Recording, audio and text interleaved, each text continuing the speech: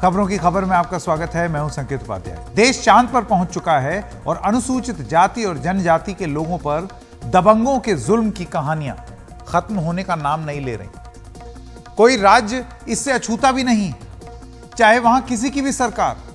एक ताजा और शर्मसार कर देने वाली घटना बिहार की राजधानी पटना के से सामने आई, जिससे नीतीश कुमार सरकार के दौर में कानून व्यवस्था पर भी सवाल खड़े हो रहे हैं। ये तस्वीरें देखिए। बुरी तरीके से घायल ये महिला महादलित वर्ग से आती है। ये दलितों में भी सबसे दबा कुचला वर्ग है, जिसके कल्याण का बिहार सरकार बार बार दावा करती है। पीड़िता का पटना से महज 30 किलोमीटर दूर खुशरूपुर सदर अस्पताल में इलाज चल रहा है। उनका आरोप है कि शनिवार शाम उनके गांव में कुछ दबंगों ने उन्हें निर्वस्त्र करके बुरी तरीके से मारा और पीटा। दबंग इतने पर ही नहीं रुके।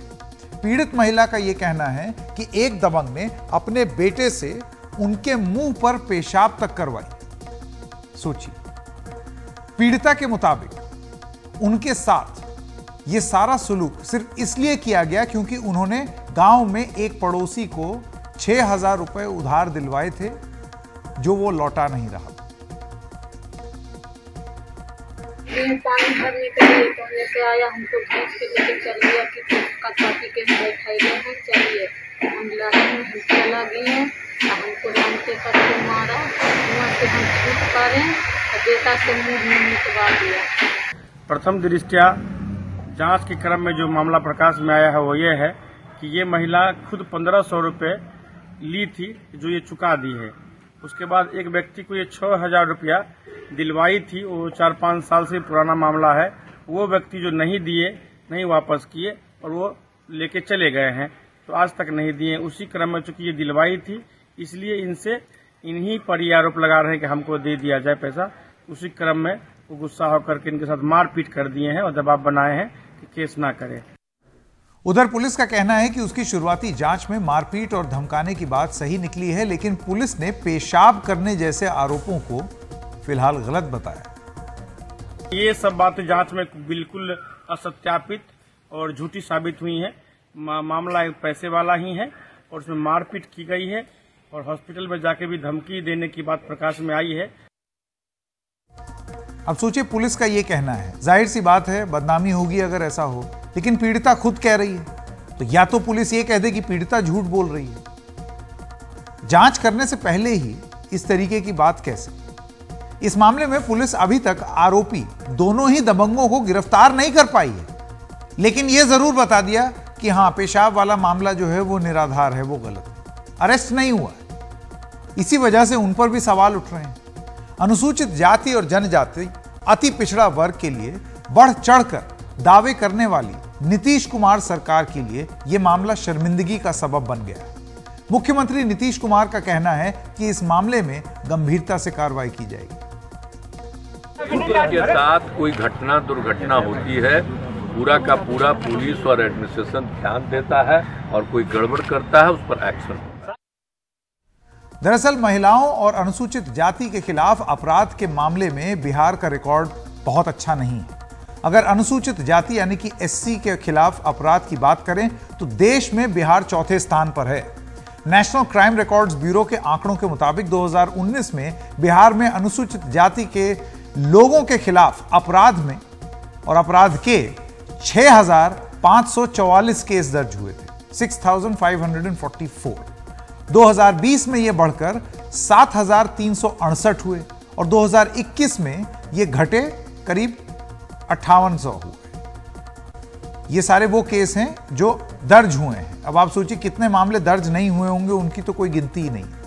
अगर महिलाओं के खिलाफ अपराध की बात करें तो 2019 में बिहार में महिलाओं के खिलाफ 18,500 से ज्यादा अपराध दर्ज हुए।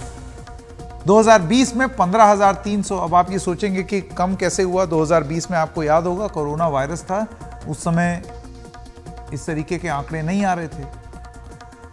तो जैसे कि आप देख सकते हैं वो कुछ हद तक आंकड़े जरूर कम दिखाई दे रहे हैं, लेकिन 2021 में यह आंकड़ा वापस बढ़कर 17,950 हो गया। 2020 के मुकाबले 2021 में बिहार में महिलाओं के खिलाफ अपराध में करीब 17% की बढ़ोतरी दर्ज की गई है। और मैं फिर दोहरा दूं, बिहार जैसे राज्य में गरीब पिछड़ा इलाका जो है वहां पर बहुत सारे ऐसे मामले होंगे जो दबंगई के चलते दर्ज ही ना होते हों। तो ये तो वो आंकड़े हैं जहां पर लोग आ गए हैं सामने। बिहार में नीतीश सरकार में दलितों पर अत्याचार पर हमने बात की बिहार बीजेपी के प्रवक्ता अजय आलोक और आरजेडी के प्रवक्ता नवल किशोर से। आइए सुनते हैं उन्होंने क्या कहा। देखिए, बिहार में लॉ एंड ऑर्डर सिचुएशन दिन ब दिन बद से बदतर होती जा रही है और ये 90 के दशकों का वापस बिहार होते जा रहा है। उसका बहुत बड़ा कारण है कि आरजेडी का गवर्नमेंट में होना। जब आरजेडी गवर्नमेंट में होती है तो आपराधिक मानसिकता के लोग को उनका मनोबल बढ़ जाता है, उन्हें खुली छूट लगता है कि मिल गई है। और मुख्यमंत्री जी खुद प्रशासन पे अपना कंट्रोल बिल्कुल लूज कर चुके हैं। तो यहाँ पे सिचुएशन लिटरली जंगल राज से भी बदतर वाली हालत स्थिति हो चुकी है। दिन दहाड़े दलित महिला की ले लीजिए, दलित महिला तो बहुत दूर की बात है, किसी भी महिला से चेन छीनना, ये करना, और आज तो अति हो गई, हद हो गई।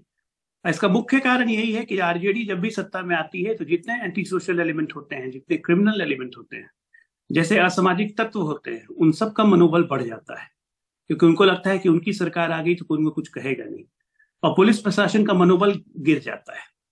आज की तारीख में वैसे भी पुलिस प्रशासन को बालू और शराब दो से पैसे कमाने में फुर्सत नहीं है, तो लॉ एंड ऑर्डर सिचुएशन कहां से देखेंगे। और मुख्यमंत्री नीतीश कुमार जी की खुद की अब स्थिति ऐसी नहीं है कि वो प्रशासन पे अपना ग्रिप रख सके, और वो इंटरेस्ट लूज कर रहे हैं।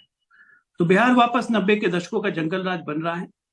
यह अमानवीय घटना है कि एक दलित महिला को निर्वस्त्र करके घुमाया गया, फिर उसे गंदा पानी पिलाया गया। तब इस घटना का स्वतः संज्ञान ले कोर्ट, हाईकोर्ट और कुछ करे, और अभी तक आरोपी फरार ही हैं। पुलिस कह रही है कि छापेमारी जारी है। तो इसी से आप अंदाज कर लीजिए क्या हाल हो चुका है यहाँ। अंधेर नगरी, चौपट राजा। सबसे पहले तो इसमें कोई दो राय नहीं है कि बेहद दुखद, अमानवीय और चिंताजनक है। ये बहुत ही बेहद दुखदायी घटना है। लेकिन आपको ये भी मालूम होगा कि सरकार ने, माननीय मुख्यमंत्री या माननीय उप मुख्यमंत्री तेजस्वी यादव ने इसको तुरंत संज्ञान में भी लिया है और एफआईआर दर्ज हो चुकी है। जो आरोपी हैं उनकी खोज जारी है। ये तमाम तरह के एक्शन लिए गए हैं। घटना तो ये कोई नहीं कहेगा कि घटना जो है दुखदाई नहीं है या बेहद निंदनीय है, या एक ऐसे व्यक्ति की कुत्सित सोच है जिसको तुरंत गिरफ्तार होना चाहिए, और पुलिस उस कार्रवाई में लगी हुई है। और इसमें भी आप देखिएगा कि तुरंत कार्रवाई का मतलब यह है कि एफआईआर दर्ज करके पुलिस लगी हुई है। एक टीम भी गठित की गई है ताकि जल्द से जल्द उस व्यक्ति को सलाखों के पीछे लाया जाए और कानूनी कार्रवाई की जाए। तो इसमें कोई दो राय नहीं है कि ये काम नहीं होगा। हाँ, जहां तक सवाल है, भाजपा या विपक्ष के लोग इस पर पूरी तरह से राजनीति करने का कोशिश कर रहे हैं, जो कि बेहद, वो भी एक इसका दुखद पक्ष है। सवाल उठाना और उस पर यह बात रखना, इसमें कोई दो राय नहीं है कि सबको करना चाहिए, विपक्ष को करना चाहिए, लेकिन सरकार उस पर कार्रवाई कर रही है। और इसमें भी कोई दो राय नहीं है कि ये घटना जो है वो बेहद दुखदायी है। नीतीश कुमार के तमाम दावों के बावजूद अनुसूचित जाति पर अत्याचार के मामले में बिहार काफी आगे है। इस पर दलित मामलों के चिंतक संजीव चंदन क्या कहते हैं, आइए सुनते हैं। बिहार में देखिए, बिहार में ये स्थिति है, दलितों को लेकर के दोहरी भूमिका है स्टेट और राजनीतिक पार्टियों की। ये मैं सहमत होता हूं कि इसमें पुलिस और समाज, जो मैंने कहा ही कि दोनों की भूमिकाओं को देखना पड़ेगा, और दोनों ही फेल हुए, क्योंकि समाज में जो श्रेणीबद्ध जाति व्यवस्था है और उसमें भी महिला सबसे ज्यादा रिसीविंग एंड पर होती है। उसके दलित महिला तो तीव्र शोषण की शिकार कही जाती रही। तो समाज की भूमिका, समाज के फेलियर का प्रसंग तो इसमें है ही, पुलिस और स्टेट के फेलियर का प्रसंग सबसे ज्यादा बनता है समाज की भूमिका के साथ साथ। बिहार में दो चीजें नोट की जानी चाहिए। लालू प्रसाद जी और नीतीश कुमार जी के शासनकाल में 30 सालों में कई सारी चीजें हुई जिसमें दलितों को कहा भी जाता है कि दलितों को आवाज मिली, और नीतीश कुमार जी के समय में दलित महादलित के फॉर्म में बहुत सारे एम्पावरमेंट का काम हुआ है। लेकिन एक दूसरी चीज भी हुई है, वो साथ साथ कि दलित राजनीति वहां विकसित नहीं हो पाई। दलितों की अपनी राजनीति जो असरसन होता है राजनीतिक, वह नहीं हो पाया।